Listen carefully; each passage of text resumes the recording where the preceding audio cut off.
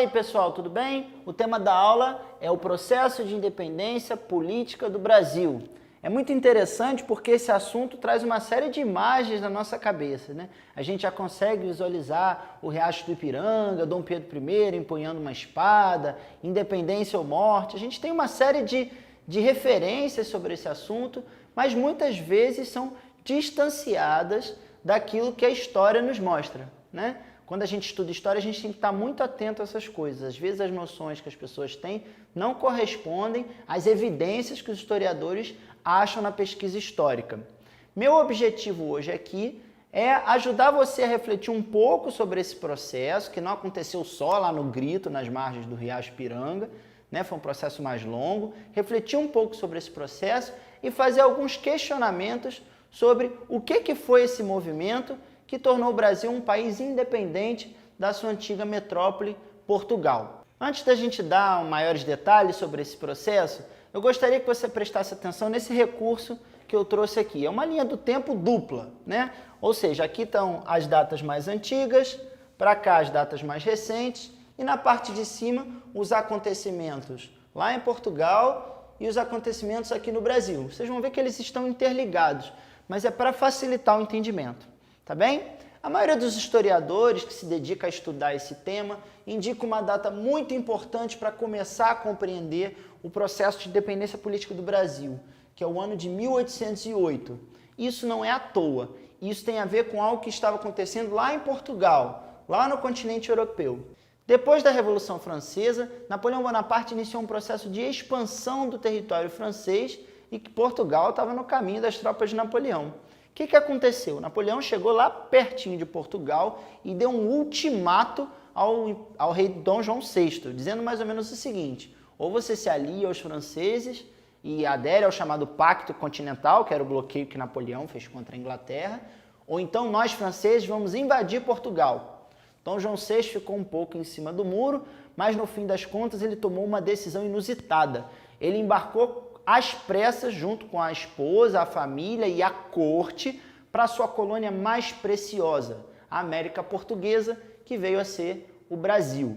Então, quando a gente fala em transferência da família real, foi esse processo, que a família real sai lá de Portugal, vem pelo Oceano Atlântico até o Brasil. Isso foi feito por meio de um acordo com os rivais dos franceses, os ingleses, a Inglaterra, interessado em ter a aliança de Portugal, e também porque Portugal tinha uma série de dívidas com os ingleses, eles fazem uma troca. A Inglaterra protege a família real portuguesa até o Brasil, tá? E em troca, o rei de Portugal, Dom João VI, assim que chegasse em terras brasileiras, faria uma mudança na relação com essa colônia. Abriria os portos brasileiros para comércio com as chamadas nações amigas, ou seja, os países que eram aliados a Portugal. Vamos entender a importância disso. Desde o início da colonização, até por conta das ideias do mercantilismo, Portugal buscava estabelecer uma relação de exclusividade no comércio com o Brasil, o que alguns autores chamam de pacto colonial. No momento em que eles selam esse acordo com os ingleses e abrem os portos brasileiros para comércio com as nações amigas, especialmente a Inglaterra, os portugueses estão acabando com essa relação de exclusividade, né? Ou seja, isso é uma mudança importante. É isso que acontece no momento da transferência da família real. Repara que assim que a família real chega no Brasil, já iniciam, melhor dizendo, uma série de transformações com a chegada da corte. Desde o primeiro momento que a família real chega, já tem essa mudança conhecida como abertura dos portos. Além da abertura dos portos, a própria colônia, em especial a cidade do Rio de Janeiro, que era a capital do Brasil na época, sofreu uma série de alterações importantes. Primeiro, as ruas foram modernizadas, foram limpas para a chegada da corte, né, que ia receber uma grande família imperial, então precisava estar à altura, era assim que se pensava na época. Foi criada uma imprensa local, a imprensa até então na colônia, a publicação de jornais, era proibida.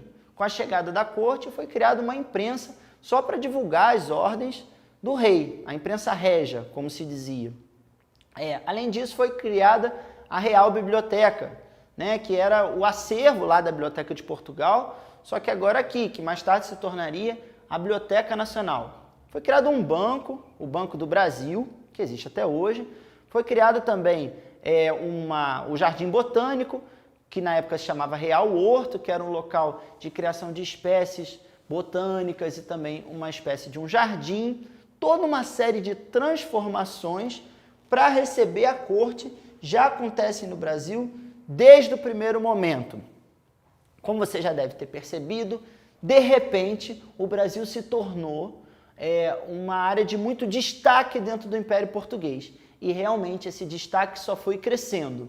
Tanto que no ano de 1815, alguns anos após a chegada da família real, o Brasil, que era uma simples colônia, entre tantas outras, como Angola, Moçambique, foi elevada à condição de Reino Unido.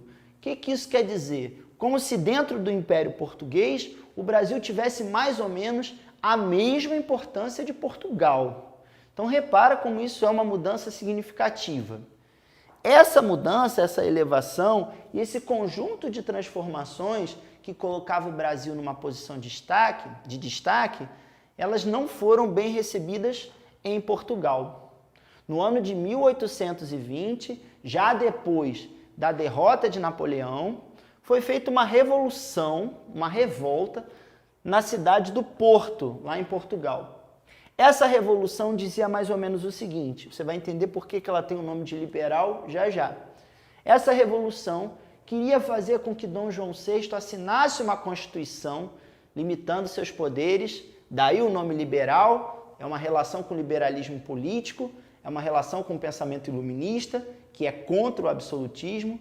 Só que, além disso, eles queriam que Dom João VI retornasse a Portugal e colocasse o Brasil novamente na condição de colônia.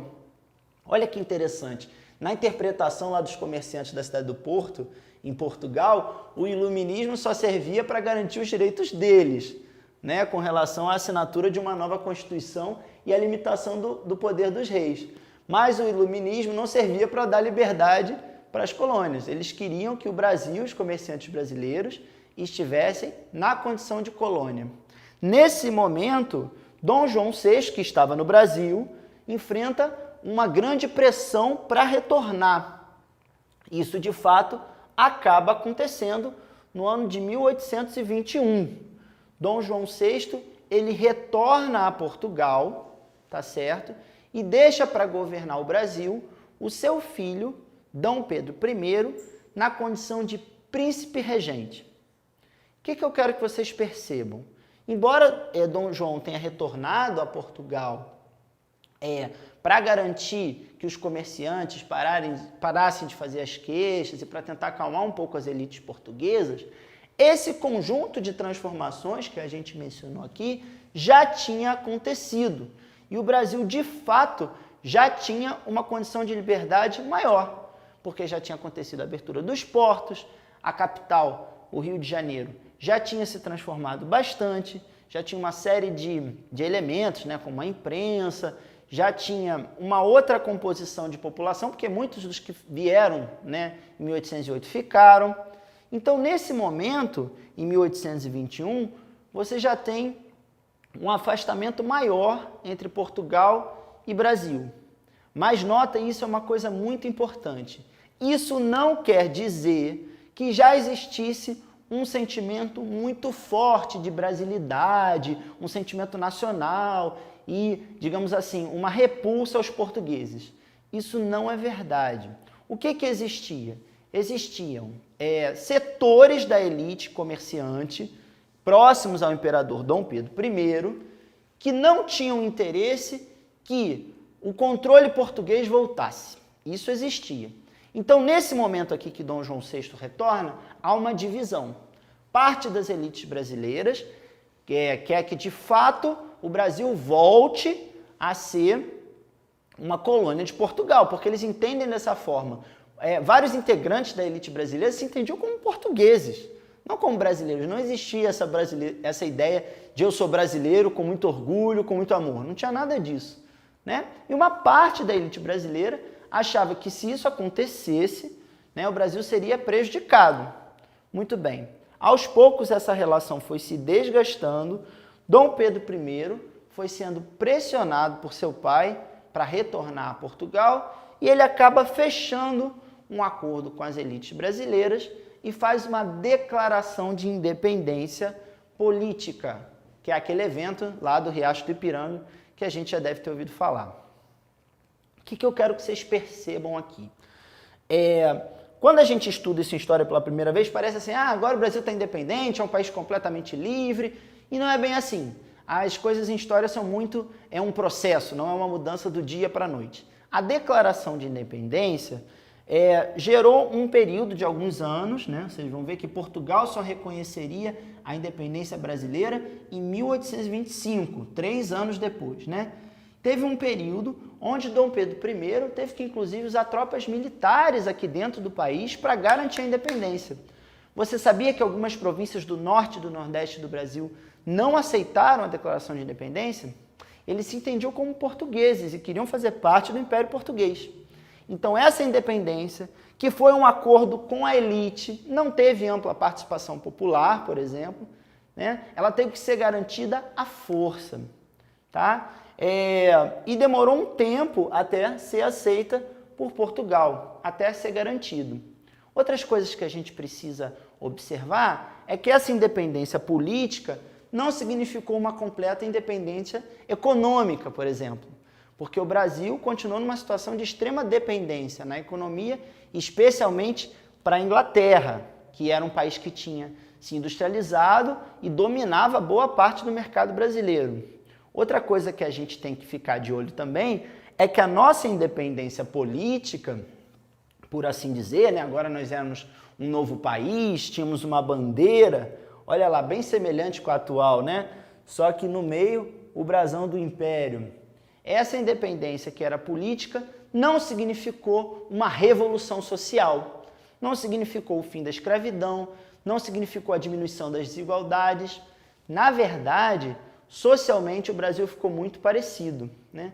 Tanto que alguns historiadores dizem que a independência brasileira seria como se a gente tivesse deixado de responder a um rei português para passar a responder a um rei mais local, mas que pouca coisa teria mudado. Isso é uma reflexão bastante importante. Para finalizar, eu quero que você pense na sua opinião. O que você acha que seria importante para o Brasil se tornar independente nessa época? E hoje, o nosso país é completamente independente? O que você acha? Fica a reflexão. Até uma próxima.